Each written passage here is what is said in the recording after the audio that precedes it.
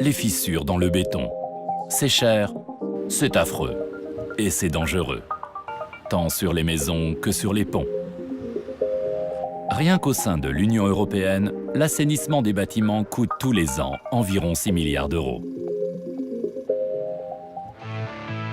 Mais ces frais et ces gros travaux d'assainissement devraient bientôt appartenir au passé, car le microbiologiste hollandais Hendrik Jonkers a inventé un béton qui résout à jamais le problème des vilaines fissures et cavités, ce qui représente des milliards d'économies.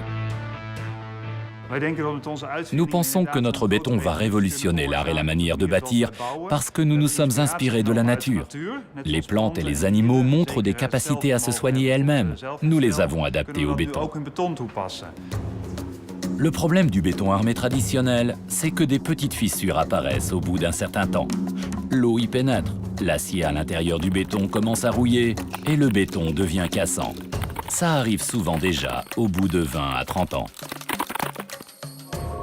C'est à l'université de Delft que le microbiologiste Hendrik Jonkers découvre après de longues recherches la substance spécifique pour son béton miracle, des bactéries naturelles. Généralement, on les trouve aux alentours de volcans. Elles sont résistantes au froid comme au chaud. Jonkers les mélange dans le béton qui ainsi devient vivant, au vrai sens du terme. Les bactéries sont présentes dans la nature, dans les pierres. Ce qui est intéressant, c'est qu'elles forment des spores. Elles sont donc tout à fait adaptées à notre béton, car elles peuvent vivre très longtemps.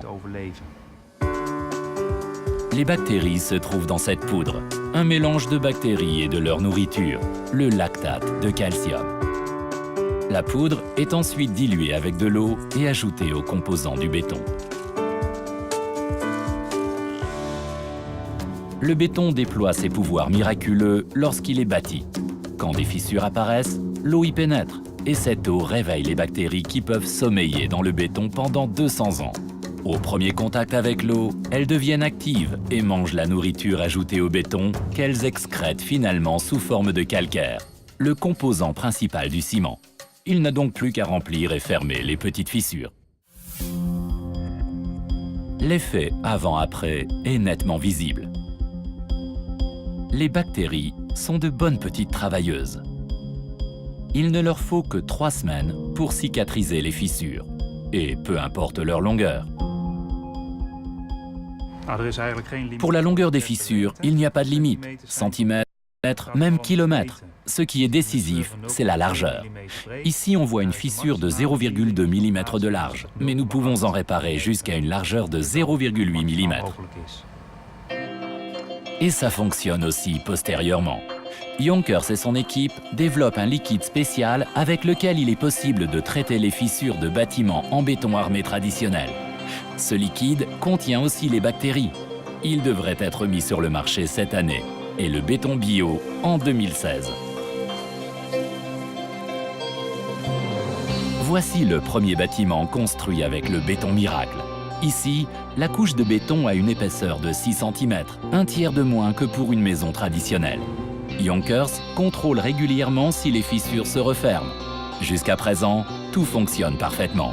Les assistantes cachées dans le béton peuvent déclencher une véritable révolution et offrir le prix si convoité de l'inventeur européen à Hendrik Jonkers. Je suis très content et très heureux d'avoir été nominé par l'Office européen des brevets parce que ça va beaucoup attirer l'attention sur notre invention. Je crois que grâce à cela, nous allons avancer d'un grand pas. Jonkers et son équipe recevront-ils le prestigieux trophée des inventeurs dans la catégorie recherche? Nous le saurons au mois de juin, lorsque le prix célébrera son 10e anniversaire, à Paris.